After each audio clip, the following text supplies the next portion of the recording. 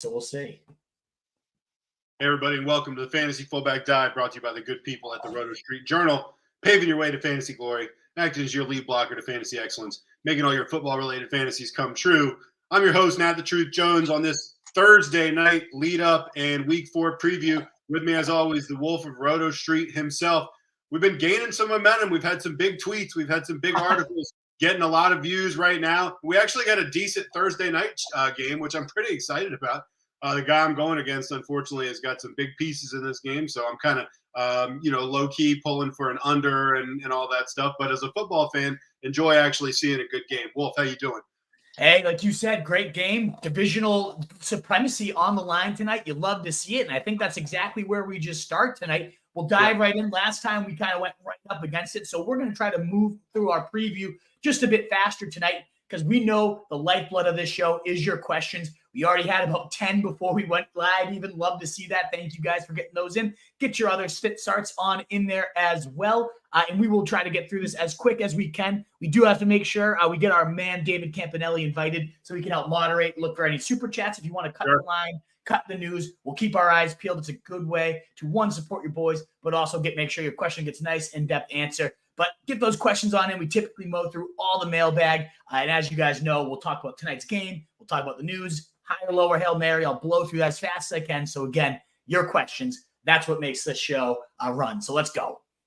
Also, just anybody listening at home, also give us a like, all that stuff. But anybody listening at home, and Wolf also, I've told you this before. I've got a TV on in the other room that's really old and janky. And when you turn it on, it takes like 15 minutes to turn on. And so there's a chance you're going to hear like some crazy, insane static that lasts for like seconds. Don't panic. It's not on the recording. It's literally just in the room next to me because I have an old TV. Anyway, and maybe it won't happen. Maybe this is an unnecessary warning, but I just wanted to put it out there. Wolf, who do you like as far as the over-under? What do you like as far as the over-under? What do you like as far as the spread? Who are you riding? Oh, there's the sound I wanted you about. There it is. Right. There's that beautiful, beautiful static. I do. It's tricky because divisional games typically are lower scoring affairs. These teams know each other. These coaches know each other. But I really like this one to actually go a little bit nuts. We have some key players in tonight that I think could really help this score go up a lot higher. So I do think over 45 might hit with ease. My students earlier today predicted 27-24. What a game that would be if we get something awesome like that. I do like the Lions. I think they're the better team, even at Lambeau. Given that the Packers struggled so much against the Saints team that was without Derek Carr for a lot of that game. Jordan Love has these moments of brilliance, but also these moments that really leave you wondering, is this guy that legit? Man, he's leading the league in right now in ADOT, average depth of target, in completions over 15%. He's top, or 15 yards. He's top 5. So there's a lot of intriguing things that could help push this pace, especially when we'll talk through this real news right here.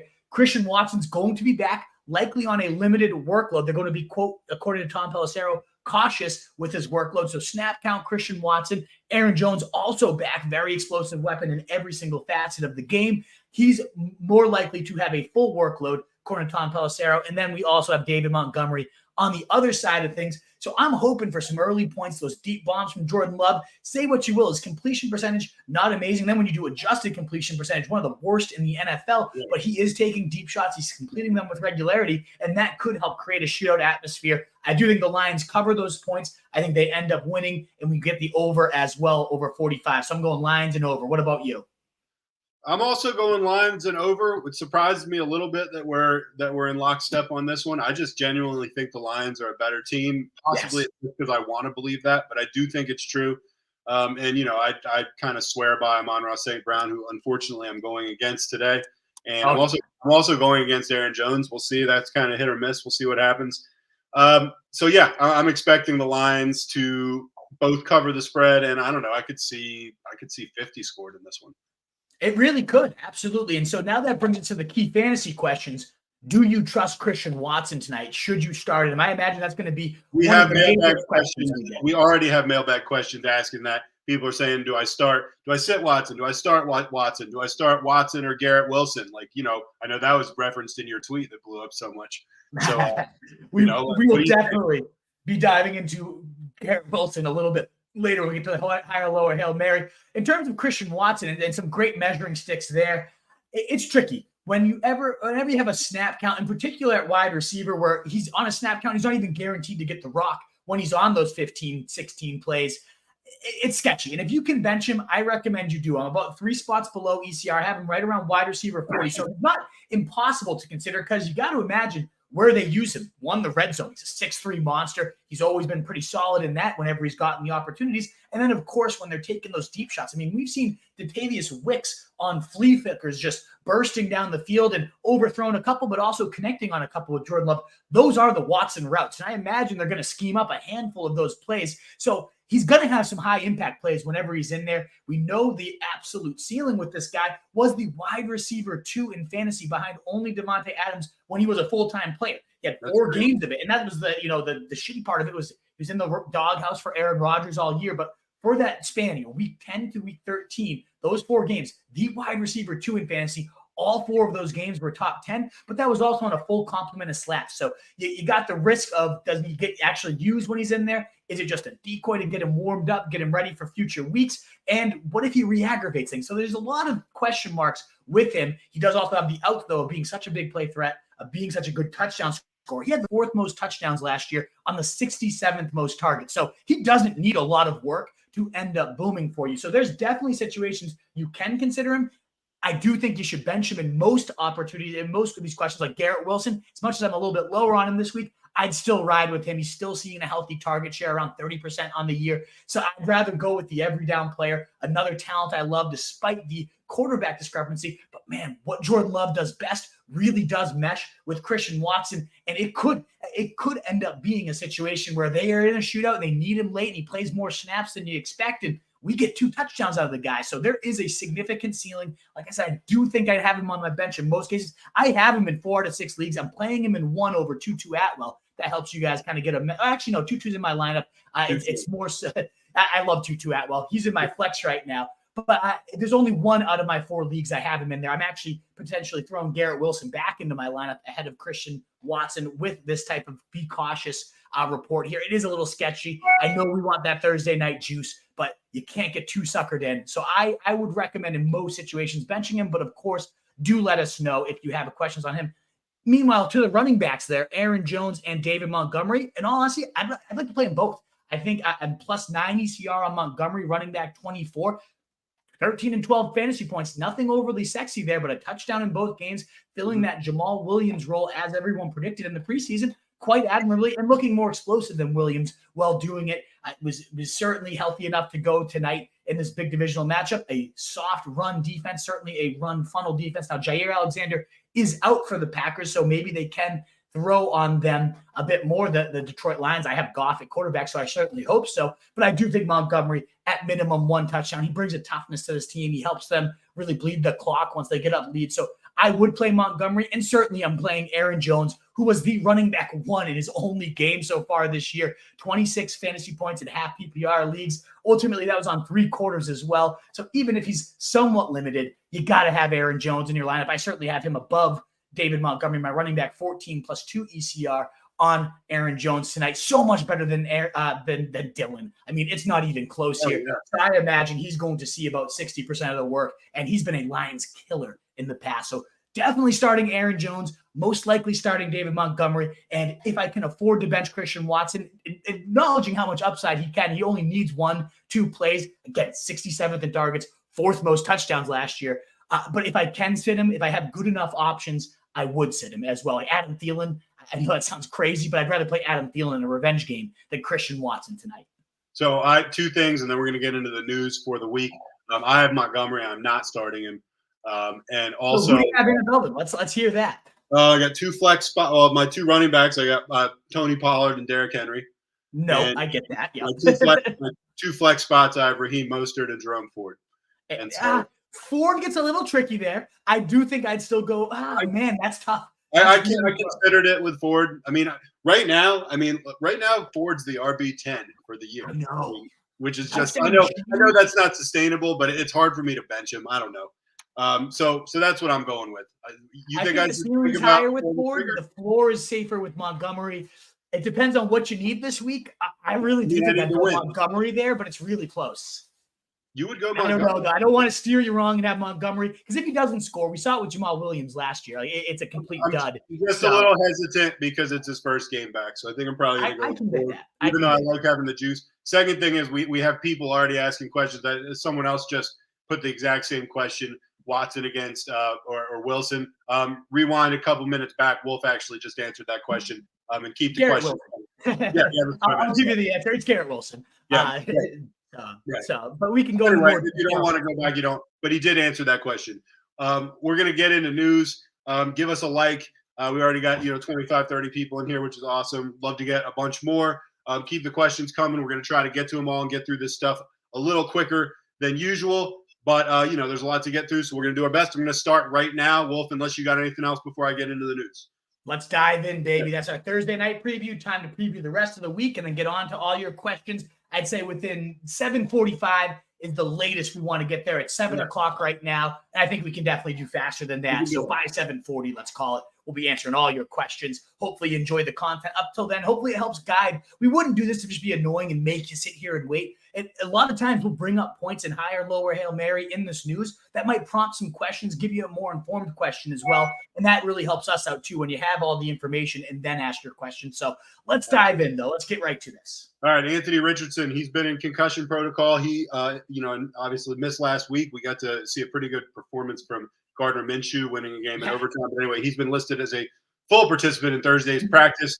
But he does need to be cleared by an independent, I guess that's independent of the team, independent of the league, I don't know, neurologist, before they give him, the go-ahead to play in week 4. That has not happened yet, but the signs are encouraging. Like I said, he's been practicing. 18 fantasy points in just about a quarter of action last time out there. Absolute stud. If somehow people are worried about his injury risk, toss out some offers, see if you can get it. I love this Shane Steichen offense. It's incredible. Derek Carr, no timetable for his return from an AC joint, so unlikely, clearly, to play this week. The Jameis show will be back. Sadly, it's not like the Bucs Jameis. That was so much fun that we loved. They've reined him in there in New Orleans, but revenge game against his old Bucs team, maybe, just maybe. So I just love seeing anytime Jameis is on the field. But the more likely than not, there's going to be better fantasy starters, including the guy we're about to talk about. Yeah, were you talking about Jimmy G? I really like Jimmy G. Speaking of concussions, I'm drawing all the concussion guys right now. He was officially limited in Thursday's practice. And, not to make excuses for Jimmy G, he looked concussed at certain points near the end of that game. I don't know. It's not like we haven't seen the guy make bad decisions when he's not concussed, but he legitimately looked shook when he threw a couple balls at the end of that game. They just were very questionable. But he does have a realistic shot of suiting up against the Chargers, who have not a great defense, to say the least. Obviously, that's a shot in the arm for Devontae Adams, who was just like in God mode last game. That was effing ridiculous. And Jacoby Myers also. So anyway, Brian Hoyer is the alternative. So obviously, if you're a Raiders fan, even if you haven't been thrilled with Jimmy G, you're certainly hoping he's going to be cleared.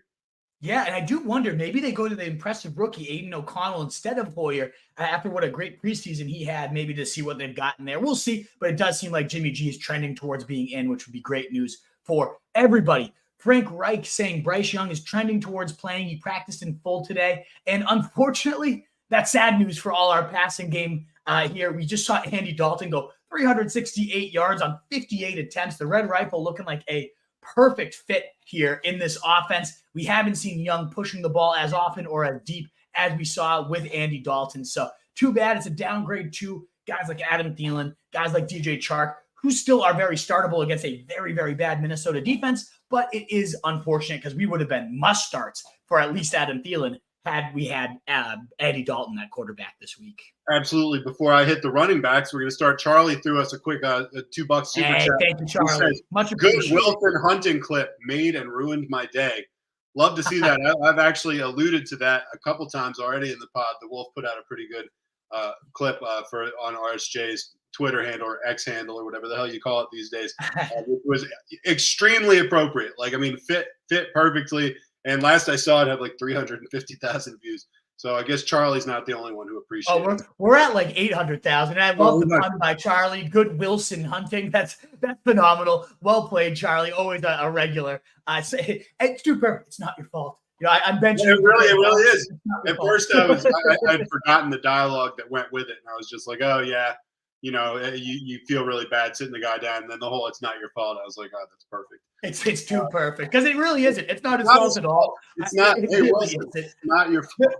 And I love just the hug. I tried to cue it up right at the hug because it's just like I want to hug him. I want to squeeze him and tell him it's not your fault, Garrett. You don't deserve this bench spot, but I have no choice here. And you're still almost certainly going to the bench. Exactly. Right, let's get into running back. Saquon Barkley got that ankle injury. Unfortunately, was listed as limited in Thursday's practice. Now, look, I believe they're the Monday night game, so it's a long way away. They're playing. Yeah, that's right. They're playing the Seahawks on Monday night.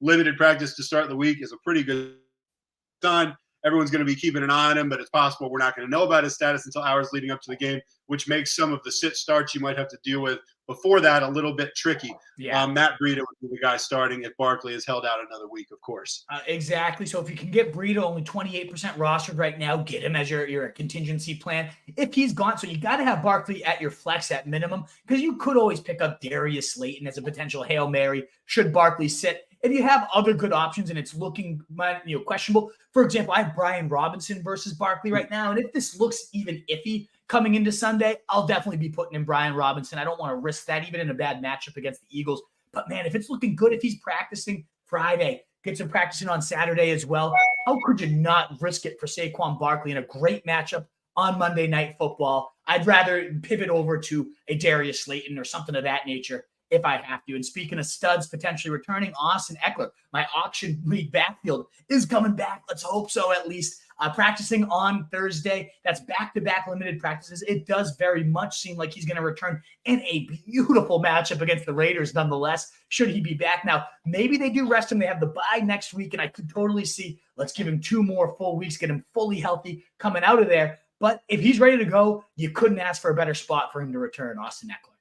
James Conner dealing with back issues. He logged a limited practice on Wednesday. Conner, the guy who gashed the Cowboys for, I think it was like 96 yards, but watching it seemed like it was like 170. He's been an absolute workhorse this season. 58 touches for the team in 3 games. Those are numbers that a fantasy guy could get a little bit excited about. The limited practice, not a super big cause for concern. This guy's not a spring chicken or anything like that, even though he's only 28. Doesn't he seem like he's like 35?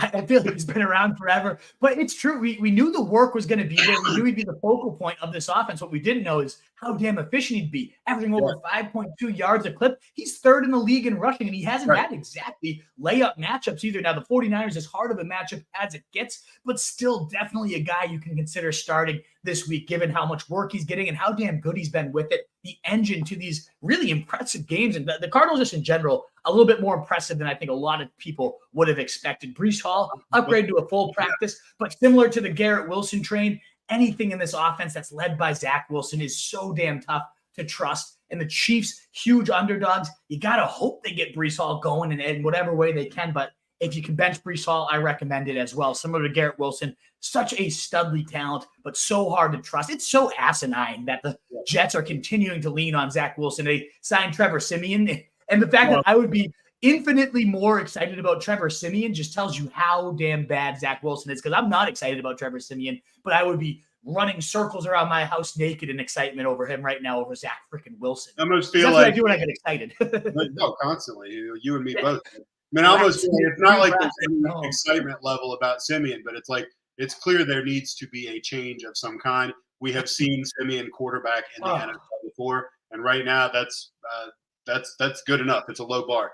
Justice Hill, he's dealing with that turf toe. You know I hate that stuff. He did practice on Thursday. He missed the game against the Colts with that injury, but he did make it back to the practice field. Like I said, we don't know what's going to happen as far as the rest of the week, but there's at least a chance Hill could play on Sunday against the Browns. But even if he does give it a go, I can't see really running this guy unless I was just in dire straits as far as running backs go. Yeah, and Gus Edwards a little banged up, the concussion, but he's also trending the right way. So we had Hill on here originally because if Gus missed it, probably the starting back, the guy they're going to lean on, but more likely than not, it will be Gus Edwards this week. I did also want to toss this out there, though. Keaton Mitchell, very impressive rookie in the preseason, only 4 or 5% rostered right now, IR eligible, and lots of talk that this team, cut a few guys to make sure they could maintain this guy, have a spot for him when he returns. So I've stashed him on a couple IRs. There's some really nice posts. So I'm going to make sure to get a stock watch on Keaton Mitchell up here in the next day or two.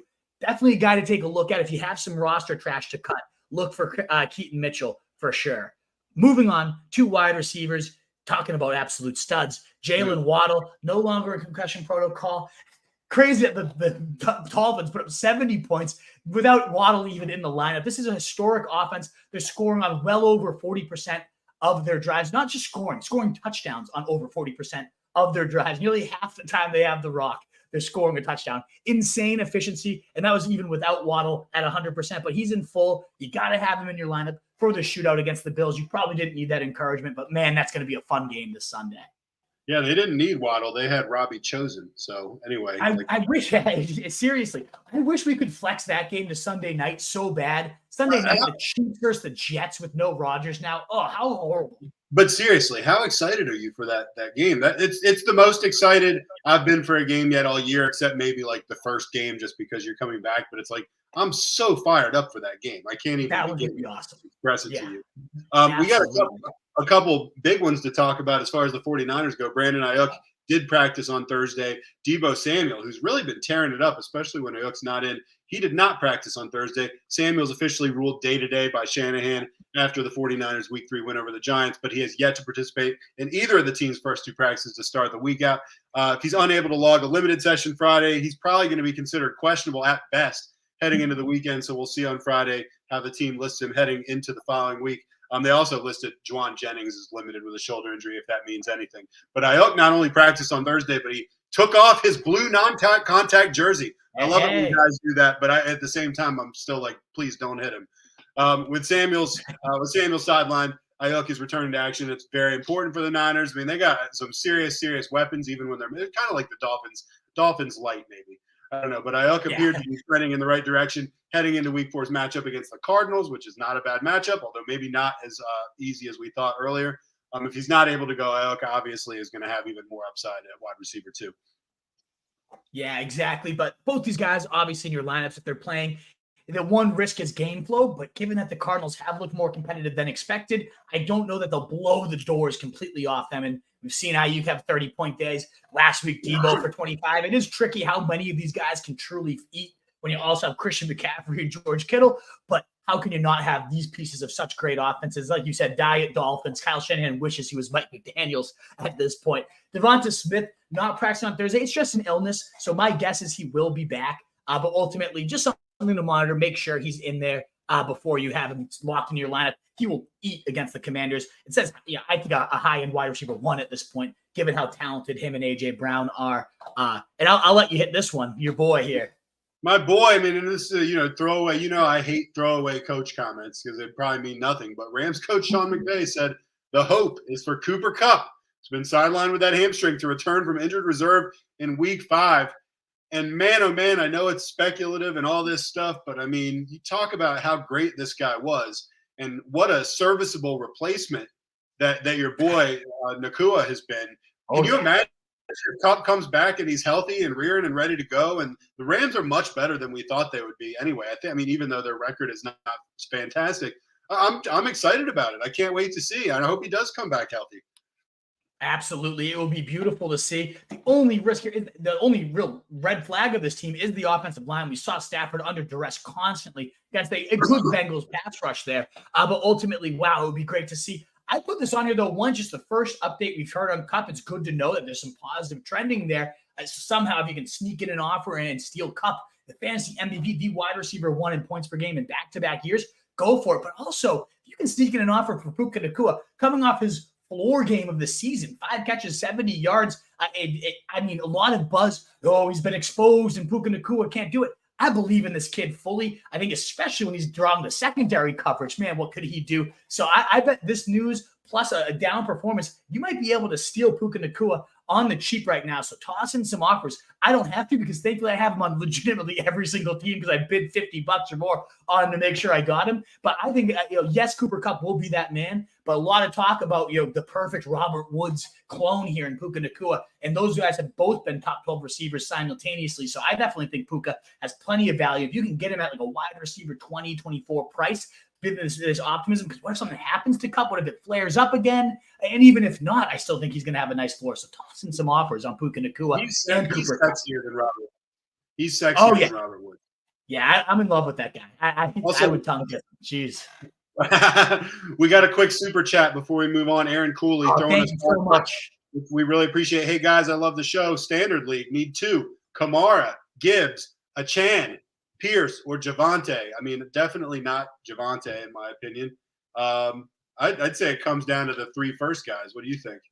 Yeah, I think so too. The Standard League really throws a wrench in this, Aaron Cooley, because so many of the options you have are so much boosted by PPR, including the first 3, Kamara, Gibbs, and Achan, are all very much improved. Now, I can't play Dameon Pierce. Even in Standard League where it might benefit him, he got so lucky that Tank Dell, we're going to talk about him more later in higher, lower Hail Mary, and you can probably tell which way I'm going to lean lower. Not a fan of Dameon Pierce at all. Not going to be him. I mean, honestly, Javonte does seem like an easy cross-off as well, but they do get the Bears, one of the best matchups for literally every position, one of the worst defenses. The Broncos suck, man.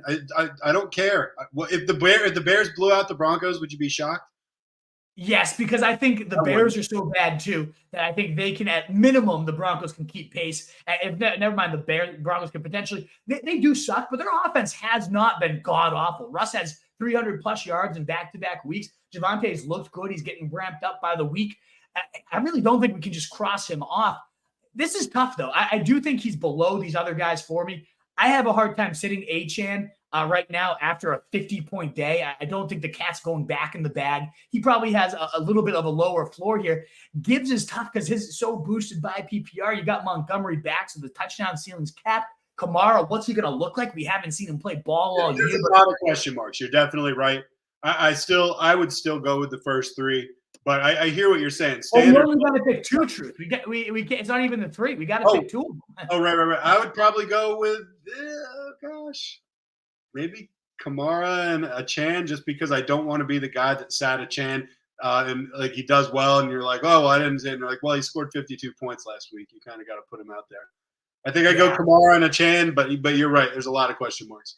What about you? In Standard League, where you're prioritizing touchdowns here, this one has me in a pretzel because I really do have these guys ranked neck and neck. And then you mix in the Standard League, which I would have probably had Kamara as a lock here, but Standard League, are they going to score a bunch of touchdowns against a good Bucs run D? I don't know about that. Gibbs, is he going to score a touchdown with Montgomery back? Probably not. So his receptions don't really help you out much. I have a hard time benching Achan, given that I think he probably has the highest touchdown ceiling of all these guys. Against the Bills, they're going to need points. They're going to want their explosive playmakers out there. And even if it's not as a runner, he's definitely going to be mixed all over the place as a move-around chess piece. So I'm going Achan too. And I mean, I really think Javonte finds the end zone this weekend. And he's below all these guys for me in a half PPR or PPR league. But in a Standard League against the Bears, an abysmal team, I think he has the second best shot at a touchdown. So I'm going Javonte and Achan. It pains me to bench Gibbs tonight, but in a Standard League with Montgomery back, he didn't even score last week without Montgomery, and 17 touches. Looked good, but the touchdown ceiling just feels so capped. And in a Standard League, that's really what you're going for. So I actually go Achan and Javonte, which crazy to me. But that's where I'm leaning. Cooley, I know you're a regular here. Thank you so much for that super chat, supporting the show. Everybody else out there, if you want to cut the line, you want us to pause what we're doing and hit super chat for you, we'll make sure to go nice and in depth and make sure to break it down just like we did for our guy here. But thank you so much for supporting the show. Every little super chat means so much, and it really does help your boys. Yeah, we appreciate it. I'm going Achan and Kamara, and I hope at least one of us is right. I hope we're right on Achan because we both zeroed in on him. Hopefully it's not going to be like a 2 carry for 3-yard game. Anyway, I really believe in the player. He's such a speed demon and a scheme that really just revolves around speed. And Mike McDaniels is too smart to really limit this guy after what we saw he did. So as much as I love Mostert, a top 6 running back for me this week, Achan's right there in my top 24. A great bet to score a big one this week. That game could be so awesome. I cannot wait. Oh, man. Moving on to the rest of the wide receivers, Odell Beckham and Rashad Bateman not practicing. Should be another Zay Flowers week. He's getting multiple targets, 10 targets so far on the averaging right around 10 targets. But he is only getting about 5 average depth of target. But even still, it's kind of an extension of the run game. It's really eating into Mark Andrews' workload as well. But against the tough Cleveland defense, it does make him more of a fringe wide receiver 3. Even with these guys out, but the volume should definitely be there should Beckham and Bateman miss. And obviously not trusting Aguilar or Devin Duvernay, despite Aguilar actually looking kind of decent in his fill-in. It really just boosts Zay Flowers and Mark Andrews, which you probably were starting them anyways. Kadarius Toney dealing with a toe issue. Yeah. Remain limited. Imagine if he had a knee injury too. I know it's such a stupid joke, but like toe and knee. Yeah, you could actually have his entire name as the injury report, which would be kind of funny. It's stupid. All right, that's pretty funny. And usually I try to riff on my read the paragraph of copy we got. I'm actually just gonna read word for word what's in the copy because it really sums up exactly how I feel. Toney is going to play against the Jets. You be the judge if that's a good thing for fantasy at this point. I will be the judge, and I don't give a shit. Toney can't be trusted as a wide receiver 5 at the current moment, and it's fair to wonder if the moment is ever going to return. So if you're playing in one of those rare start 5 receiver leagues, you're probably still not even starting him. Somehow he snuck into this injury report. I apologize on behalf of the podcast. Let's move on. Yeah, Rondale Moore saying he could get some more snaps in the backfield. He's okay with that. That's a good thing. He got 13 snaps as a backfield in the backfield so far this year, and we saw him rip off a 45-yard touchdown run. He's clearly not an every down guy. He's a small figure, but ultimately he creates a lot of mismatched nightmares. It's good to see this explosive guy on the field. And so ultimately we'll see should he last there. He's got 4.7 yards per carry on his career, 29 carries, 147 yards, and that score last week. So just seeing him on the field, getting touches however they can, good to see for Rondale Moore. We just have a couple quick tight end notes before high or low or Hail Mary. Go ahead. Yeah, tight ends. I'm the concussion guy, so I'm talking about Logan Thomas. Oh, true. He's upgraded to full for Thursday's practice. He was limited Wednesday. He's on track to return against the Eagles after missing week 3. He was actually looking like a favorite target for Sam Howell. He sure could have used a favorite target recently. He's played one of the worst games I've ever seen somebody play. I don't know. He could have some, they say, tight end 2 juice. The tight end situation is so bad right now. Like the tight end 4s, like the overall tight end 4 averages like 6.5 points a game. So if you're not somebody that's even a fringe tight end starter, I don't care. Yeah, Gerald Everett not practicing. He could be in line for more targets with obviously Big Mike Willie not there. But if he's out, Donald Parham, 6'5" monster, touchdown machine so far this year, maybe a very valuable streamer because as you're saying, it really comes down to touchdown or bust for the most part at this position. And Irv Smith not practicing with that hamstring. He missed last game. Became a disgusting rotation of like Sample and Tanner Hudson. And as good as this offense could be, it hasn't looked great. Why would you want a rotation tight end player? Before we move on to higher, low, or Hail Mary, we do have another super chat, Wolfpack. Brent Estrella, what do we got here? Well, he says when you get to my question, he's clarifying that his league is full PPR. So I'm actually scrolling, looking for – oh, here we go. He's actually one of the first questions that we got. Oh, yeah, right there, right at the top. Go ahead. Start 2 wide receivers, 2 running backs, and a flex. Aaron Jones, Kyron Williams, Pacheco, Gibbs, Puka, Tank Dell. He's got some good players. What do you think that's supposed to say? That's Jefferson. I mean, okay. I got you. So just a quick note on asking questions. Why are you listing Jefferson in your question? We can trim this down. Brent Estrella, you're a regular of the show. I probably called this out, hopefully not on you directly, but you really have to ask about Justin Jefferson on pace for 2,600 yards on the year, whether you should start him or not. We have to lump him in with these guys. You should start Jefferson. I think that's one that we could probably lock in here is Justin Jefferson to one of the receiver spots. Please, guys, don't ask about Justin Jefferson. You did super chats, Brent, so I'm just kind of fucking with you. I appreciate the support, but come on, let's not ask about him. So Jefferson, a lock at the receiver spot, and alongside him at receiver, I'm not benching Puka at this point. Puka's your number 2, definitely.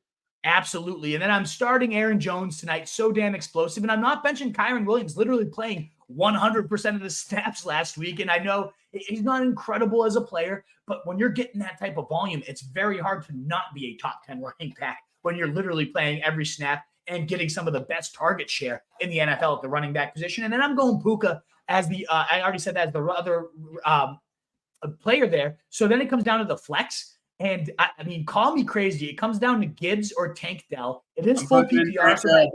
Tank Dell. I mean, how do you bench Tank Dell at this point? You don't. You can't, right? It's a great matchup against Pittsburgh. They're giving up top 5 numbers to wide receivers on the year, even if you do schedule adjusted points. In particular, giving up a lot of big plays. That's what Tank Dell does amazingly. He does everything amazing. He runs wide open on the short routes. He gets open deep all the time. He's just barely missed 2 touchdown games in back-to-back weeks. He scored in both of them. He's the apple to CJ Stroud's eye who banged the table to go get him. I have a hard time benching. That's crazy that I'm playing Tank Dell over Jahmyr Gibbs, even in full PPR, but we just haven't really seen it quite yet for Jahmyr Gibbs.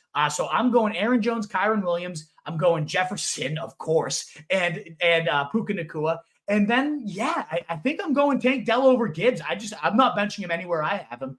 And do you feel the same way? If you're without, I would have picked the exact same 5 for the exact same reason. So if you're crazy, I'm crazy too. Before we get into our high low Hail Mary, Sebastian Alex threw us $2. Thank you, guys. He says pick 3. This is half point PPR. Monty, MT, I'm assuming that's Mike Thomas. Jerry Jeudy, DJ Moore, dual flex. We need to sit one of these guys. Well, who you sitting? Oh man, I'm not sitting Monty tonight. Like I said, I think he's a great bet for a touchdown. Yeah. I'm +9 ECR on him. I'm not sitting DJ Moore. I know the offense is as sketchy as can be, but what a recipe to get better is the Broncos defense, as horrible as they are. So I think DJ Moore, you got to put in among these options. He's my favorite receiver here. So then it comes down to MT versus Jeudy. And I think as much as I don't like either of these options, I've never really been a Jeudy guy. He is getting, over 25% of the targets here. But Jameis at quarterback's a big question mark. Tampa Bay, Carlton Davis already tweeted out, I can't wait to lock you down, MT. And he's done it before in the past. They have this kind of running rivalry, similar to the Mike Evans and Marshawn Lattimore. I can't wait to see both sides of this just going back and forth with this quarterback receiver, just duos and going and battling at each other. I think I like Jeudy more, though. He just barely missed a long touchdown last week, still put up 85 yards. Russell's got 300-plus yards in back-to-back weeks, and now he gets Chicago, third most points allowed to quarterbacks, third most points allowed to wide receivers. And, I do think DJ Moore and them do solid stuff, so I think they're going to have to chase points back and forth and just a ripe atmosphere for passing games against Denver, and Denver then having to chase as well. So I'm going to go Jeudy. I'm going to bench MT here. What about you, Truth? Do you feel any differently? Jameis likes to sling it, though. He really does like to sling it. So I know they rein him in. They rein him in with the Saints. If this was Bucks Jameis and they were letting him just let it 5,000 yards, Jameis. I would say it's not him anymore. It's not him anymore, sadly. I'll put it this way, Sebastian. I'm definitely going Monty and DJ Moore, although like the Wolf said, and I might lean Thomas over Jeudy, but if you went Jeudy, I wouldn't say you were crazy. And thanks a lot for the super chat. We are going into higher, lower Hail Mary. Before we do, we had like 55 people in here. Give us a like. We appreciate it. Tell your friends. Keep the questions coming. The Wolf's going to buzz through these things because we do have a pretty full mailbag right now. We're seeing a lot of our old, grizzled, hardcore veteran fans in the group, and also a couple new people. If you're new, please give us a subscribe and a like. Yeah. And with that said, let's get into higher, lower Hail Mary. At the higher position, your buddy and mine, Geno Smith, he's going against the Giants. You got him as your quarterback 11, and this is significant because the experts like him at 14, which is a little outside of a standard starting league. So you actually like him inside the top 12. Yeah, absolutely. How do you bench Geno against the Giants? They're giving up right now the 13th most points to quarterbacks, and that's with Dak going 143 scoreless yards, just 6 points. You look at the last 2 weeks, 25 to Josh freaking Dobbs, and then 20 to Brock Purdy. I mean, Geno's looked great. I know that week 1 dud had a lot of people questioning him, but he was the quarterback 5 last year. At some point, we got to have JSN taking 3, and he's just the past 2 weeks looked really good. 23, quarterback 8 that last week, and then Carolina, a little bit lackluster, only 16 points. But that was because Kenneth Walker ran into another rushing score. So ultimately, I think Geno Smith could bomb this Giants team. I think that game could be a pretty wild shootout there on Monday Night Football. I like Danny Dimes as well on the other side of things. Yeah. +1 ECR on him. I do like Geno just a little bit more, though. Seems like he has a safer floor despite not quite the ceiling of Danny Dimes. So I have Geno to spot higher than Daniel Jones. I like both those guys, though, on Monday Night Football. Big fan of him. You can't have him on your bench right now. All right, this one, I'm assuming that there must be a typo or something here. The guy you're lower on, Justin Fields against Denver, you have him as your QB 10, and that's 8 below the experts. So are you telling me the experts have Justin Fields as the QB 2 this week? Oh no, so he's QB 18 for me. Okay, I was just gonna say, like, how are we not dominating this industry right now if that's the case? Anyway, So anyway, the Wolf likes him at 18. That seems about right. The experts somehow have him in the top 10. I'm not sure how anyone who's seen him play this year could have him ranked so high. But Wolf, go ahead, defend your pick, which I'm obviously completely agree with. It's really, really tricky because if there's ever a get right spot, it's against the Broncos, who just gave up 7 points. It's the perfect place. But as you say, yeah, he's so limited as a passer. It looks atrocious. The play calling is even worse. For a guy that just is one of the most athletic freaks, the designed runs are embarrassing. They've called a couple more by each passing week, but man, it's just not the right amount where they were calling about 15 design runs last year and he was ripping off 170-yard games. Could he do that this week? Could he explode? And it's Justin Fields' back? Of course. And if it's going to happen, it would be against this defense. So I think a lot of people are projecting him to be that breakout. Let's have it back. But the quarterback 24, 20, and 15, and pretty okay matchup so far. It has looked so dysfunctional, so ugly. And he got a little bit banged up last week too. So even though I can recognize why people might have him in the top 10, because it is just so hard to ever say Justin Fields, once you put him on your bench, it's going to be the 30-point day that you drafted him in round 5 for. But you're going to keep putting him in and going to keep getting 12 points. I'm ready to bench him at this point. I don't want to cut him quite yet because this could be that week he blows up. But if you have anything serviceable, like Jared Goff tonight potentially, I just don't want to trust Justin Fields at this point, even knowing how ripe of an environment this is. It's just how inept both he looks. He doesn't look good himself, but also the play calling is as embarrassing as can be. I think this is the worst coach team in the NFL. I would not be shocked at all to see these guys fired midseason. I hope they do, and maybe they get somebody that could resurrect Justin Fields. But right now, I'm not ready to trust him. Before we get into Hail Mary, real quick, Texas Hustler, who's one of my favorite super fans for Road Street Journal. He just Dallas, Texas is watching. Pat Wolfpack for life. Thanks a lot, buddy. We really appreciate it. I think he might have a question somewhere in there. So Campanella, if you can flag and star that one, we'll definitely let you jump the line there, Texas Hustler. Such a great hype man. Yeah, maybe just toss us $2 to hype us, but hey, maybe you got a question there. We want to make sure we hit it too. We'll let you jump once we figure it out. Hail Mary, I love this. You said you wanted it to be Andy Dalton, but Bryce is playing. Stroud, 42% rostered, so he doesn't count. I know you were so ready to jump on the Dalton bandwagon, and I respect you for that. Jimmy G, 15% rostered. We actually talked about him earlier with all these, and what a boost he could be for Devontae God Mode Adams, right? Yeah, absolutely. And if he's out and it's Aiden O'Connell, I'll switch my Hail Mary to him because I just think I was going to call them the Oakland Raiders, man. Oh, man, the Vegas Raiders could really go to town here on these Chargers. They are giving up the most points to quarterbacks. And even when you make that schedule adjustment, because they have faced some good offenses, it's still a top 5 matchup for signal callers. And Jimmy G, the guy that only likes to dink and dunk, right? He's actually 5th in air yards per attempt. He has the 2nd highest rate of attempting 15-plus yard passes. The guy is slinging it. He's got great weapons right now in terms of Devontae Adams going God mode, like you said last week, but also Jacoby Myers. And Josh Jacobs is so due for a breakout and getting such great receiving work. I'm a really big fan of Jimmy G. This Raiders offense so concentrated. I saw a stat that in their games together where Jacobs, Jacoby Myers, and Devontae Adams have all played together, 95 of the 102 total touches have gone to these guys. That's how concentrated it is. That's what you die for as a fantasy fan, that all this volume is going to only 3 mouths right now. And it hasn't quite worked out for Jacobs, but it obviously is working out for the 2 receivers here.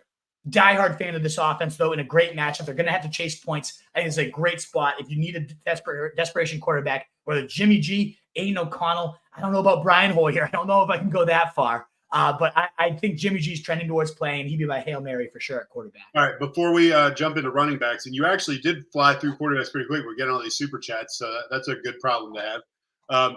Texas Hustler says, baby Gronk in the house. Wolf, let's go. Hit the like button and sub. Absorb some of this greatness. He put a pause in there, so I didn't know whether to read pause or just pause, but I appreciate it. Should I drop Gainwell, pick up Ferguson, the backup running back in Dallas? Rowdy, keep him on the bench.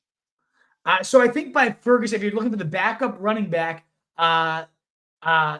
is Rowdy Doddle. So maybe you do know the backup, but Ferguson's the tight end there. I don't know if you need a tight end. I don't mind him. He's a top 12 tight end in my rankings right now. But if you have Kelsey, you don't need that at all. And then he's got this follow-up question. He's stacked at running back. Right, so, right. I mean, Gainwell sounds like he'll never touch your lineup. Whereas if something happened to Pollard, you might actually be starting Rico Dowdle, who's looked pretty good. He's only 3% roster. I think he's a great name. I appreciate you bringing him up, Texas Hustler, because in deep leagues, if you're just kind of playing that handcuff game, Dowdle's one of the better ones that nobody really seems to be talking about. He'd be one of those guys, if something happened to Pollard, God forbid, I hope it doesn't. The guy leading the NFL in touches right now, so damn good. Love Tony Pollard.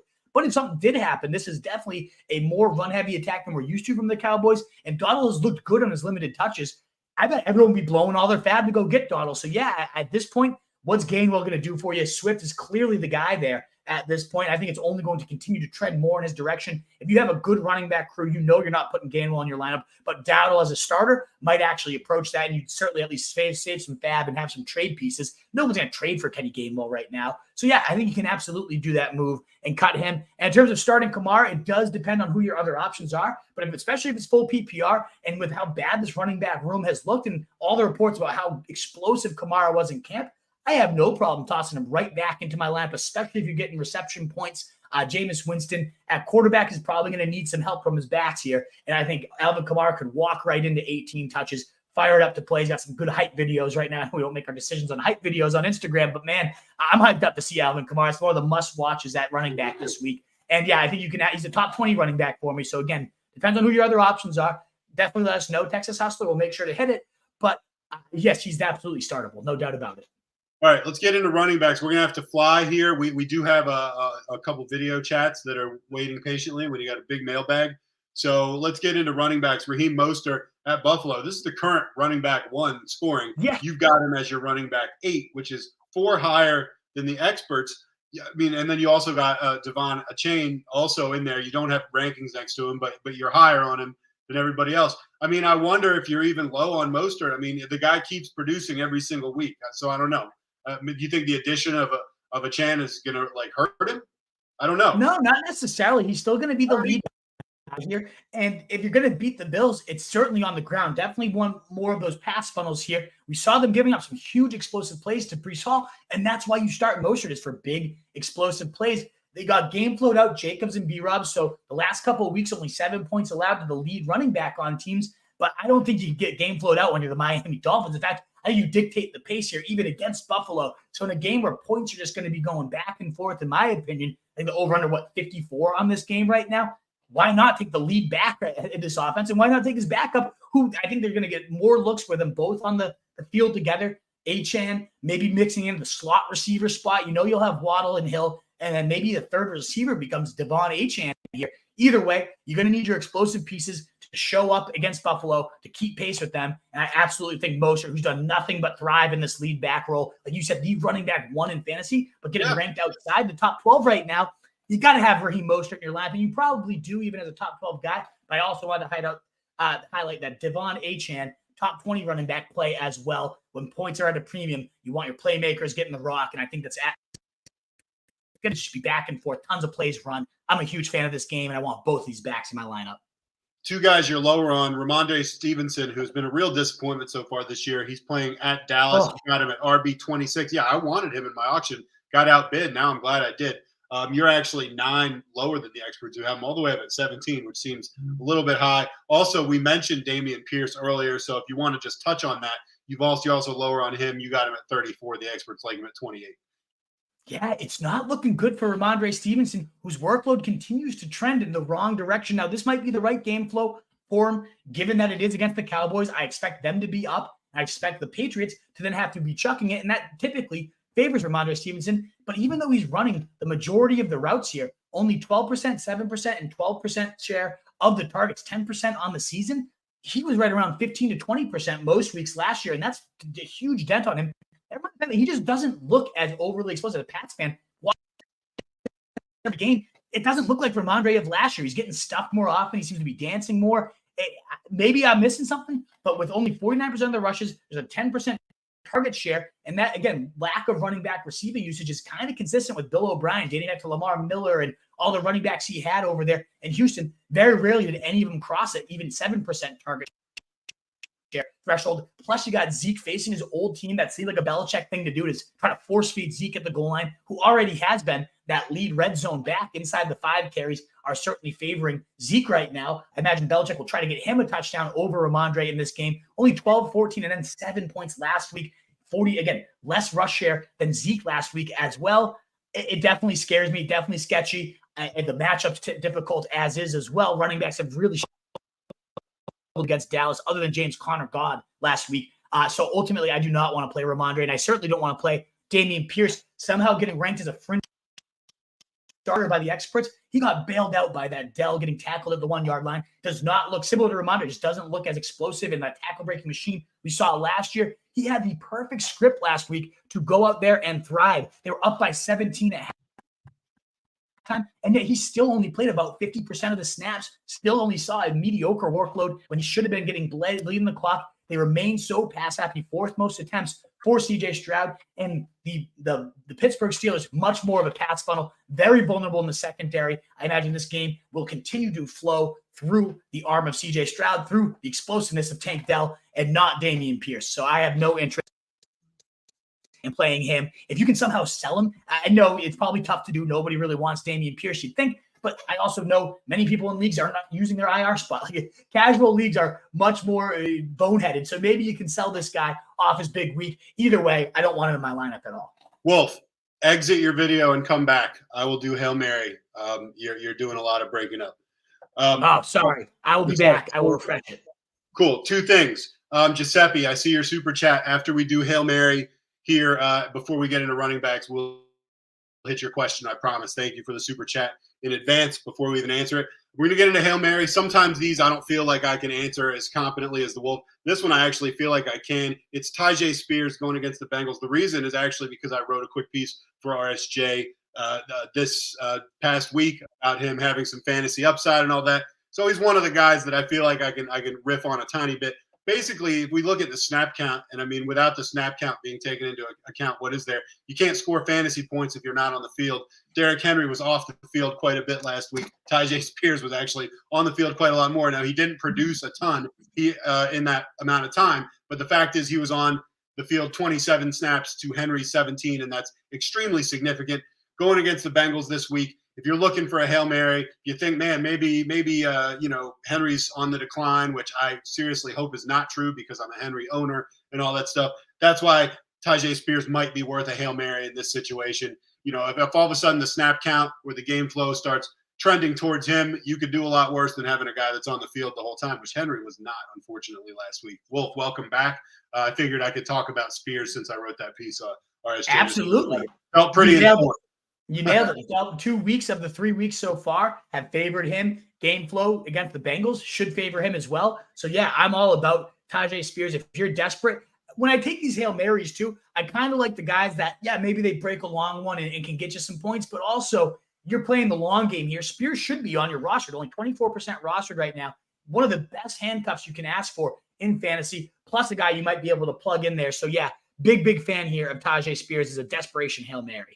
All right, we got to get into running backs or to wide receivers. We're already up almost to 745. Real quick, Giuseppe did have a super chat.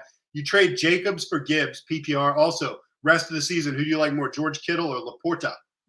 I'm definitely not trading Jacobs for Gibbs. I'd rather have Jacobs. I know he's underwhelmed, but his schedule gets very soft these next 4 weeks, and the usage has been as good as we've ever seen. Even last year, he's seeing more receiving work than the year he was the running back 3. It's only a matter of time. We've seen this before where they hold out and they start slow. I definitely think Jacobs is the prime guy to trade for right now.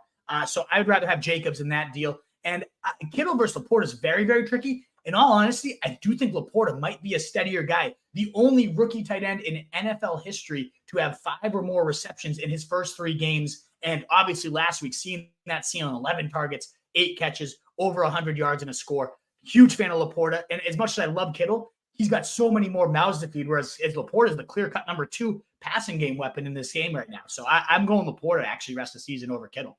All right, we're going to hit wide receivers. I'm just going to tee these up for you real fast and fly through them. Wide receiver, the Wolves actually got 3 guys he's higher on. Tank Dell against Pittsburgh. He likes him at 26. The experts have him all the way down at 34. He also likes Gabe Davis going against Miami. He likes him at 28. Experts all the way down at 37. DJ Moore playing against that potentially cushy Denver matchup that we talked about. Wolf likes him at 31, 8 spots higher than the experts at 39. Go ahead, Wolf. Yeah, back-to-back weeks. Tank Dell leading this team in targets, second on the team in routes, 17 and 23, half PPR points, wide receiver 19 and 6. And as we've alluded to, could have had 2 touchdown days in both of them. An absolute monster, absolute playmaker that CJ Stroud has the most beautiful rapport with. Demanded that this team trade for him, trade up to go get him. They do it, and it's looking like a dominant connection. I will not bench Tank Dell at this point, playing him over Garrett Wilson in the league. That's one of the tweets I got. Such big interaction earlier today. Gabe Davis, meanwhile, back-to-back weeks with touchdowns. I know the touchdown was the only catch he had last week, but looking just so much more explosive now that he doesn't have that high ankle sprain. And in a game like we've talked about, points will be at a premium, shootout style narrative. That's where you often see Gabe Davis. You think about the big playoff explosions. This has that playoff feel to it. So Big Daddy Davis, I think, comes through for you. At least one more big bomb touchdown and maybe even more consistent, steady work for him. So huge fan of Gabe Davis, not touching my benches. And as you alluded to as well, DJ Moore, a great tackle breaker, excellent after the catch. What do the Denver Broncos do the worst in the league right now is tackle. We saw how many times did Devon Achane get a quick hit and then just rip a screen. And the Bears suck. They're horrendous. But one thing they do okay at is the screen game. And we saw DJ Moore ripping up the preseason with those screens. I think we will get at least one of those really well-designed linemen get in space, and DJ Moore just kind of nice through this defense for a long score. And I think that game does, as much as I'm down on Justin Fields, it does have sneaky shootout potential there. At minimum, DJ Moore, I know it's been gross, but he has actually been getting it done in fantasy. He's scored in back-to-back weeks. And I think you can trust him in one of the best matchups you could possibly ask for. All right, we're still rolling. We still got 2 video chats or so waiting, and we got a big mailbag lower. We've already talked about Garrett Wilson playing against the Chiefs, wide receiver 33. The Wolf, actually is 7 spots lower than the experts on him. We all know it's not his fault. It is not his fault. And DeAndre Hopkins against the Bengals, Wolf likes him all the way down at 45. That's 9 below the experts. Yeah, just Garrett Wilson. It really is an easy argument. It's Zach Wilson. How can you trust anybody playing with him? We've seen the career splits. He averages nearly 18 points per game with any quarterback not named Zach Wilson. And that's, Joe Flacco, Mike White, no world beaters at all. So it is absolutely hideous that Garrett Wilson, he can't even average 8 points per game with him. It's just hideous. And the Chiefs used to be a great matchup to target wide receiver ones. They are now one of the bottom matchups for receivers in general, but in particular, number 1 receivers. So coming off a bad 5-catch, 48-yard day, and the targets have been there 8 and 9, and maybe he'll get fed again. So if you're desperate for a guy, you could certainly do worse. It's a guy you could kind of bank on the talent, but that's just how bad Zach Wilson is. I think Garrett Wilson, with Aaron Rodgers, would have been a top 5 receiver every single week, and now we have him at wide receiver 33. It's just so sad, so sickening. This guy was going to have such a monster year. And then DeAndre Hopkins, getting the target, similar. It's a kind of a similar argument here. He's getting funneled to looks. He's had over 30% target share in 2 out of his 3 weeks, and the only time he didn't was the week that he was pretty banged up and not playing a full-time role. But he's just turned that into 10, 6, and 6 points. Wide receiver 29 in week 1, and then 61 and 59 these past 2. And Cincinnati, a run funnel defense, bottom 3 in schedule adjusted points to backs and yards allowed before contact. This is a team that you can absolutely run on. So it could be a big Henry rebound game or Tajay Spears breaking long ones. But even if we get 8+ targets, we just saw this Bengals team just swallow up Matthew Stafford's great pass rush. And, Puka Nacua, if he didn't break that long one, he would have been just completely stifled. And that's kind of the game that Hopkins plays, that possession style role. They're a little bit more susceptible since the deep ball, Tutu Atwell, like we saw, their safety play with no Jesse Bates has been sketchy, but Hopkins, that type of role he's supposed to thrive in, that's what Cincinnati is very good at limiting. So I have no interest in trusting him in lineups much, much lower than the ECR on him. Hail Mary, Marvin Mims playing at the Bears. I low-key, I picked him up for nothing. I lost Mike Williams. I picked him up on waivers for nothing. I'm kind of low-key excited about that. I'm not going to lie to you. Also, DJ Chark going against Minnesota. He's only 17% owned. And then we get to the tight ends right after that. Yeah, Marvin Mims, 7.22 yards per route run. An elite yards per route run is 3. So he's over double an elite yards per route run. And I know he hasn't run a lot of routes, but, man, you got to imagine Sean Payton, who made this guy the first pick of his Sean Payton era, is going to finally put him on the field. Inside beat writer like Cecil Lammy on his fantasy podcast earlier today hinted at the fact that Marvin Mims is much more than a flex based on practices. He's been significantly more involved this week. And I really think that's all it takes. You look at we talked about this on our early waiver wire show. He now has 8 of the 10 biggest plays of the Broncos on this season, and he's only running about 15% of the routes right now. So that is insane. Ripped a 99-yard touchdown on kickoff return last week. You got to imagine they finally turned the keys over. And as we've talked about, this game has that sneaky, gross shootout potential. Marvin Mims, and even half of the snaps would be deadly. He leads the NFL, like I said, with that yard per run and also fantasy points per route as well, ahead of Tyreek Hill, the next closest guy there, who's got more volume. I get that too. But, man, Marvin Mims has that type of target. when he's in there, Tyler Lockett, Moonbon type of upside there with Russell Wilson. So I love Marvin Mims, 100% a great Hail Mary. And then you mentioned too, DJ Chark. I would have liked him even more with Andy Dalton playing, but then Minnesota, it's a bet on how bad these Vikings corners are, giving up the third most points to wide receivers, first most adjusted points, schedule adjusted, when you factor that in as well. DJ Chark, 11 targets last week, getting deep for a score as well. I know Adam Thielen, more sexy play with a revenge game narrative, higher volume play, but DJ Chark, only 14% rostered, a guy you could definitely get some splash points from too. All right, Wolf, let's get to the tight ends, and I'm just going to let you fly through these real fast. I'll give you folks at home a spoiler alert. One of them is Kyle Pitts, and it's not the guy that he's higher on. We got Hunter Henry higher, Kyle Pitts lower, and then at Hail Mary, Hayden Hurst and Logan Thomas. Let's hit those, and let's get to the mailbag.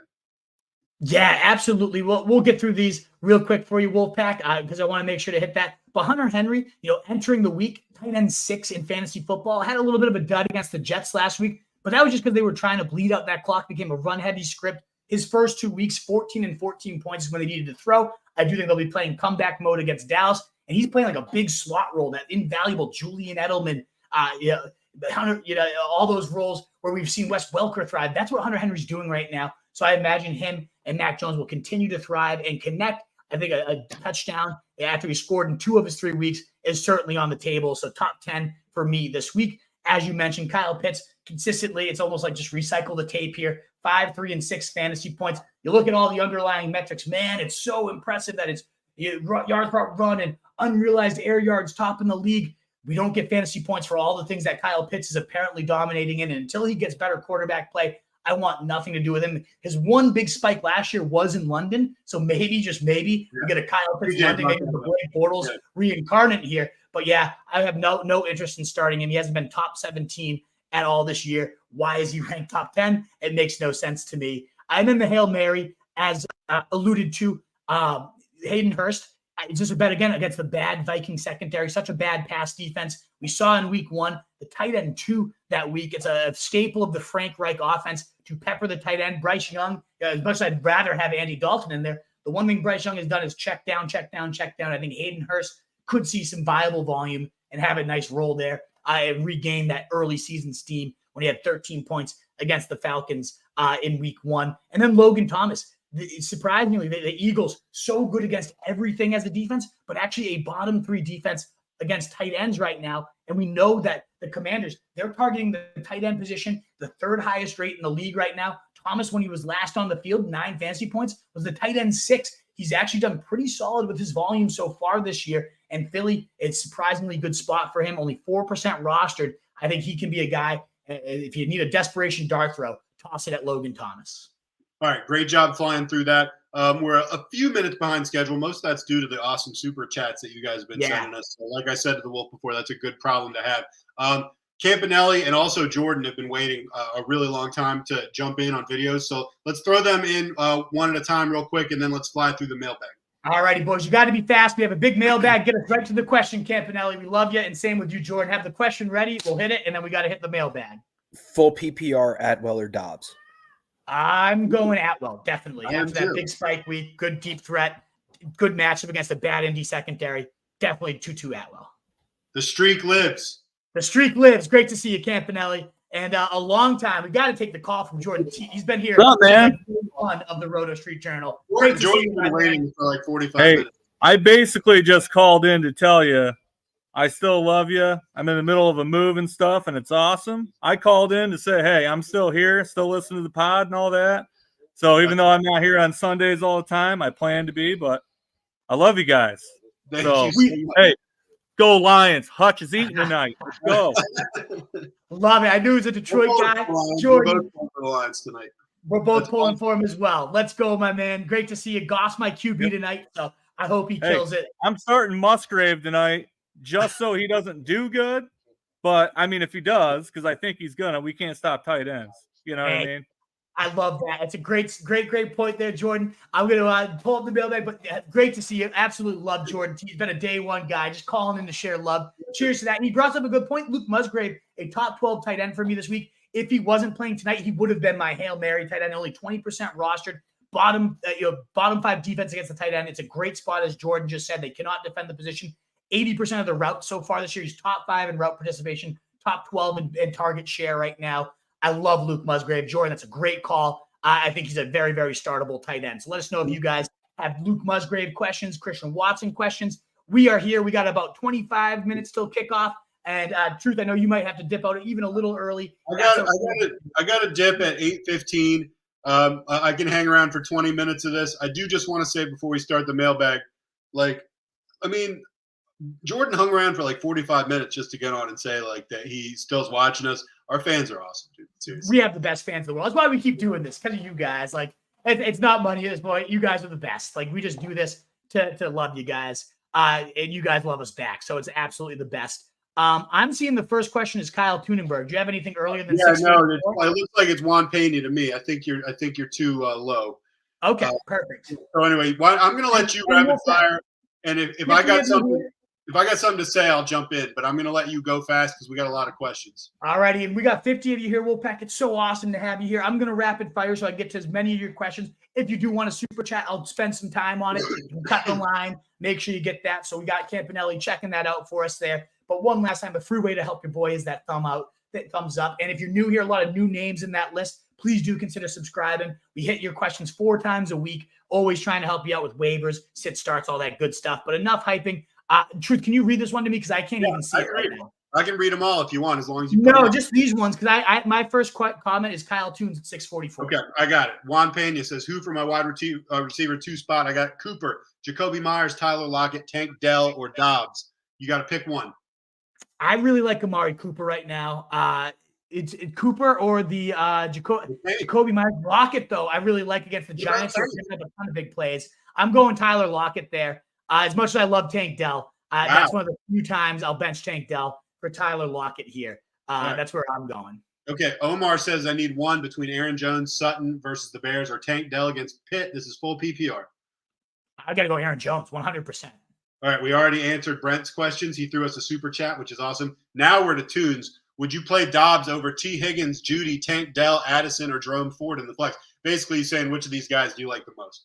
Absolutely. Now I have them, Truth, so I will super chat. If you have to pop out at any point, let me know. If you hear anything you don't like, let me know as well. So I would not play Dobbs over any of these guys, Tunes. Judy's the closest, but no, I would not play Dobbs over any of them.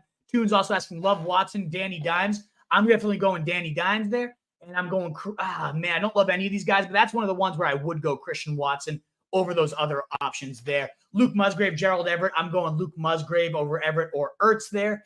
Tunes feel good about him in top 12 tight end in my rankings. Lucio, half PPR, pick 2 receivers, 2 running backs, and a flex. Pickens, Ayuk, Jay Myers, G. Wilson, Nico Collins. I'm going to go Pickens and I'm going to go Ayuk and Myers at Pickens and Ayuk. And then I'm going to go in Jay Myers in the flex. For the running backs, I'm going to go Mixon, and I'm going to go A-Chain there. Oh, man, that's tough.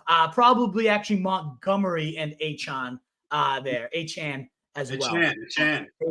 Yeah, but get Montgomery in tonight, get that touchdown. Mixon scares me against that tough Tennessee run defense. Christian Watson, Godwin, or Hopkins. I'm going to go Godwin there. The snap count just worries me a bit, AS. KJ Frederick is Montgomery. He is playing, and yeah, you can probably play him as your RB2. It just depends on who else you have. But yes, I think he's definitely a very viable tight end too. Jose. We actually answered this one at the beginning of the show. I let him bump up above everybody, so we're good. I do go Wilson there. Lakers all day. I mean, you could sit. I do think you probably want to sit Watson, but he is so explosive. It only needs a couple plays, so it really depends on who your other option is as well. Brendan Sharkey might have to play Gibbs, Laporta, and Reynolds. Nothing wrong with that. Reynolds would probably be the one I'd want to bench, but looking at your other options, honestly, it's not great. Like Hyatt does intrigue me as a Hail Mary, actually, in a game they'll need big plays, but we haven't even seen him earn snaps or targets necessarily yet. So yeah, I would actually go with these 3. They're definitely better than none of the other options you listed there, Sharky. So absolutely. Krana, what's going on? Wolf and the Truth tag team name. That's actually a great tag team name. That's actually a great name. I wish I could answer the takeout or delivery food, but Krana, I respect our other questions enough. We can maybe get to that one. Pull that one on Sunday where me and well, let's answer that after the Sunday games. Yeah, takeout or delivery food, absolutely. I've got some answers to that. I'm definitely going Mostert over Ramondre this week. I'm really over most people. And then Krana also asking Dell or Lockett. I am going Lockett, but man, that's a close one for me, Krana, as well. Watson or Wilson. I'm going to go Russell Wilson over Watson. I have them literally Not neck Russell, and neck. Garrett Wilson. No, it's quarterbacks. Or if it's Christian Watson. Oh, see, I assumed it was Christian Watson or Garrett Wilson. Sorry. It could be. It absolutely could be. So Okay. there. Jets, I would drop for the Bengals. I really like the Bengals matchup this week. Mostert or Myers, Pitts or Laporta. I am definitely going Laporta 10,000 times over Kyle Pitts, and I would definitely go Mostert over Jacoby Myers. Sounds like we do have a super chat from Young Shizzle. So I just threw it up. I'm not seeing it quite yet. I see it right there. It's right there, bud. You clicked it? Yeah. Should I do Watson or Adam Thielen or Atwell or D Hopkins? I also have Smith. Obviously, he's starting. So I would go Adam Thielen over Watson. I go Adam Thielen over Atwell. As much as I like Atwell this week, I think he's a great play. And you're definitely starting D Smith. So yeah, you're definitely going D Smith, and I go Thielen as your next one. Just as a heads up, guys, the 99-cent ones, they don't pop up for us. I know this makes you sound like a prick, but if it's not $5, it doesn't pop up or star for us. So sorry that we took a little while there. I don't want to get off track again because we have so many questions. So if you really want to start a super chat, it would be so nice. But $5 is what actually pops up right away for us. Scary Terry or Pickens. I am going Pickens there. Seeing 10 plus targets in both his games without Deontay Johnson. Trade Jacobs. Oh, you already asked that, Giuseppe. No, I would rather have Josh Jacobs. I would go Kyron over Gibbs, Leon A. Montgomery just got announced as active. I would rather have Gibbs in my lineup vision, but it is close, especially if you get reception points. If it's a standard league, then maybe you go Montgomery. I think he could get to 40 yards, Michael, but that's a really random question. It must be a player prop question. Yeah. Pick two, one running back, one flex. Monty, Gibbs, R. White, Kirk, or Jaden Reed for Giuseppe. I'm going to go Gibbs, and I'm just going to go the two running backs there. I know it sucks to have both on the same team, but this is a backfield that second most points is a backfield last year. You can definitely get value from them both. Watson or Sutton.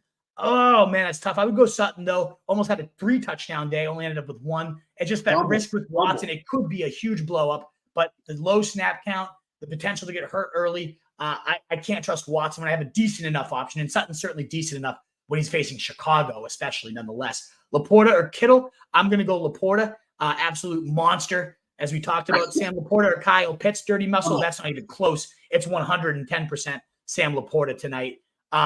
Giuseppe asking 10 fucking million questions. So Giuseppe, I'm going to kind of keep moving. You already super chat us. We're going Musgrave over Pitts as well. That other one's too long. And we got so many other people. Yeah, I can't answer 15 questions. I'm sorry, Giuseppe. We love you so much. You know that. I don't think Montgomery plays a whole lot. I think he plays. Why not, Michael? Maybe not. But I don't think Dan Campbell's a pretty honest guy. He says he's ready to go and ready to roll. He's going to play him. He's been an engine so far for this team. I would go Lockett over Watson. Yes. I would go Musgrave over Ertz, Broderick, Forcier. Absolutely. I would go Tank Dell over Garrett Wilson, Bulldog. Yes, I absolutely will. I'm doing it myself. Who's the better play for 40 yards? What is this 40 yards thing, Michael? I have no idea. I was wondering about that, but I don't know what's going on. If it's 40 total yards, it's Gibbs. If it's rushing yards, it's probably Monty. Half PPR pick two. Aaron Jones on the snap count. I don't think he's going to be on a snap count. I love Aaron Jones tonight. So I'm going Aaron Jones, and I'm going to go Tank Dell. Oh, no, I'm going to go Tyler Lockett. You're going to go Lockett. Lockett over Dell is a really tricky one, though. That's as close as it gets. Like we said, I can't even see $1 super chats, whatever it is. So if you find it, Truth, let me know. So I have Hawkinson and Laporta. Damn, you can definitely play both. You also, that's a lot of Lions though.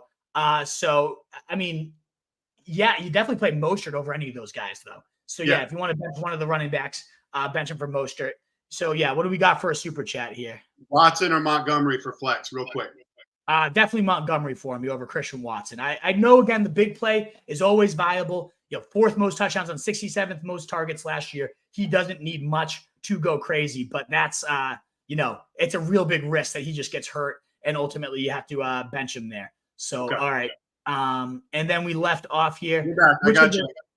Drop Kendre Miller or Jameson to bring Monty. Yeah, I would drop Kendre. I think he's useless at this point. Which of the running backs do you think is worth having on the bench? Warren, Johnson, Tajay?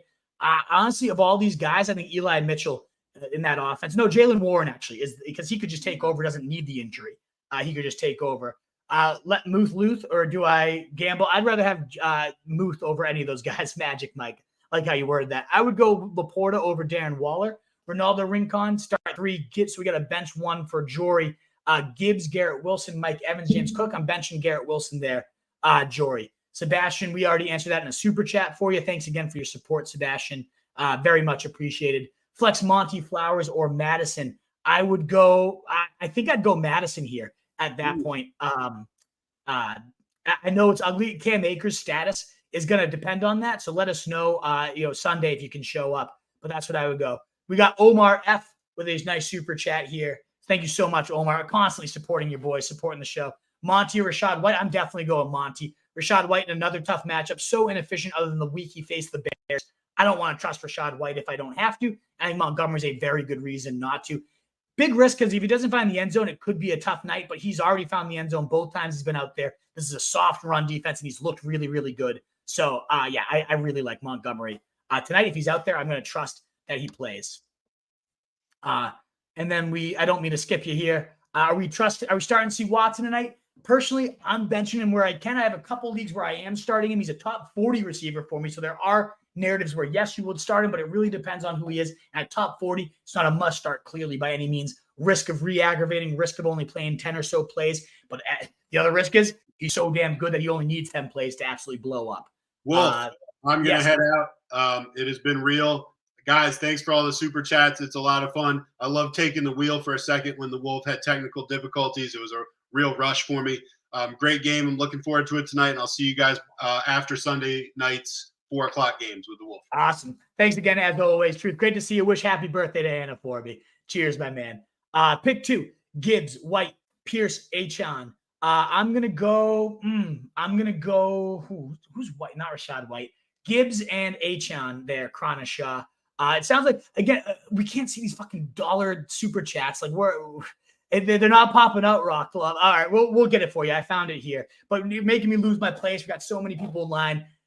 It's tough to find these ones. They don't pop up for us for whatever reason. Play Love over Burrow. I don't think I would do that. Burrow looked pretty good. Now gets a Tennessee pass funnel defense. He said he was feeling good after the game.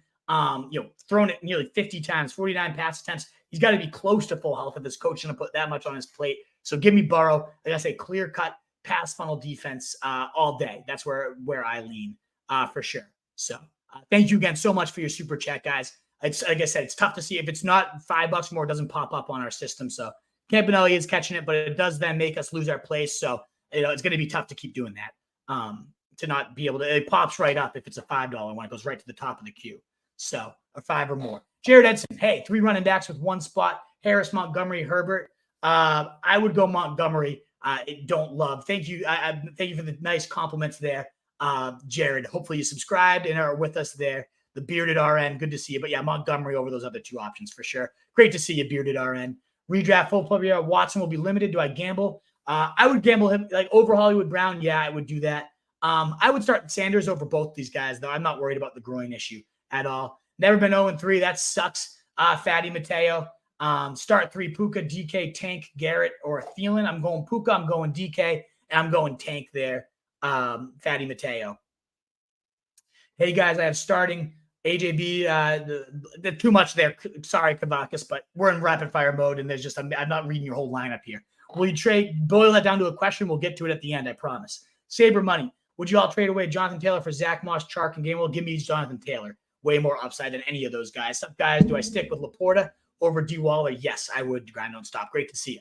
Starting Montgomery or Kelly? Definitely Montgomery, especially with the fact that Eckler could very well be back. Depends on who your other option is. Grind don't stop. Texas Hustler. We already got to those. I can't do a rate my team right now. Come on, Grind don't stop. You know better. It's Thursday night rapid fire, baby. Monty or JSN? Definitely Monty. JSN hasn't done anything yet. Maybe he blows up, but I can't trust him right now. Thank you, Sebastian, again for the super chat. Much appreciated. Pittman Jr. over CeeDee Lamb? No way. CeeDee Lamb is just such a monster of all. And I would go Pittman and CeeDee Lamb over Jacoby Myers, though, Kyle Garrison. Can't believe Anthony Richardson. Definitely pick up Anthony Richardson. That's an incredible pickup there. Garrett Wilson or Christian Watson over McLaurin, Pittman, or Nico Collins. I would go with your 3, James Batt, with these risk of a limited workload. Could blow up. Love to see him in a full-time role, but not a guarantee. Superflex have Tua locked in. Would you start Love over Lamar? No way, Yoso Tony. Aaron Jones or Kyron Williams. I would go Kyron there and definitely starting Mostert as well, Matt Note. Watson or McLaurin, I'm going McLaurin there. Again, Grind, these are all great questions, but not the right show. This is like a waiver wire Sunday where we have a little more time, Grind. Come back for those shows. It's tricky on a Thursday where it's rapid fire most of the time. Slim Pickens on the wire, so I stuck with Fields. Danny Dimes was dropped. I'd rather have Danny Dimes myself, but I totally get longer-term upside. Does seem to be with Fields' side. He's got a good matchup this week, so can't blame you there, but I personally prefer Danny Jones this week. Kyle, Achane over Gibbs. Nah, I'd go Gibbs there. We have Mostert, though, so yeah, that even helps it out. Ramondre, Brian, so yeah, go Gibbs there. Ramondre, Brian Robinson, Ford, or Montgomery. I would go Ford there, Robert Moreno. A-Rich or Gino? Definitely A-Rich for me, even though I'm higher on Gino this week. Great to see you, Mitch, as always. There's too much here. Ray Gamer, awesome, tons of great options there. Try to boil it down to the 2 or 3 you're really considering there. I don't know. I don't love that trade there. I'd rather have Zach Moss because if something happens and Taylor doesn't play, I would rather have him on my team. And Brees just with Wilson, not a fan at all. Would I trade Puka for Jacobs? Yeah, I think I would. But he makes a great buy low. Who breaks out tonight? Honestly, everyone that's established already, or maybe Watson coming back and breaking out could really be an option here, showing you all why he's such a big play threat. Who do I start, Montgomery or Watson? I would go Montgomery. Feels a little safer, John, for a touchdown. Again, what if it flares up? I do think he could get deep. I know, my God, that's such a big possibility there with him. We've seen it before, but it does scare me a little bit. Trade Flowers and Monty for Kamara.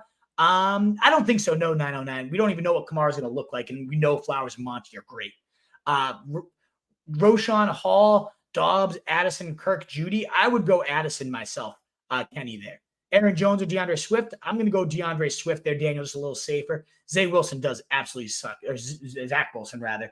Never stay in topic. Talk about the backs, not the effing quarterbacks and receivers. Thank you for the very useful feedback there, Avon. Awesome. What a great guy you must be. Who should I start? David Montgomery or Watson as a flex? I would go David Montgomery, Calvin. Want to roster A-Rich in both leagues? Who to drop for him? Dotson, London, or Zach Charbonnet? I would probably drop Dotson at that point. Or London. Honestly, one of the receivers, Grind. Should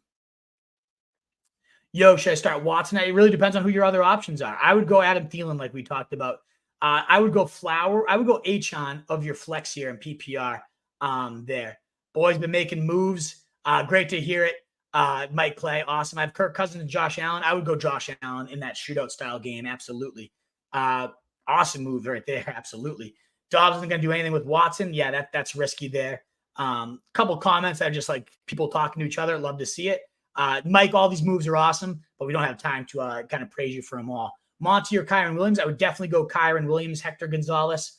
Should I do Watson or Thielen? I'm definitely doing Thielen there. I think you've asked that one a few times. No, $2. You're good. Any super chat's great, young Shizzy. It's so greatly appreciated. Lamar or Love? I would definitely go Lamar there. I'm going Josh Allen over Kirk. Please don't repeat your questions, young Shizzy. I know you knew there. We get to them, so the repeats definitely we're not fans of that. One for Flex: Pacheco, Flowers, Collins, Dobbs, or E. Moore.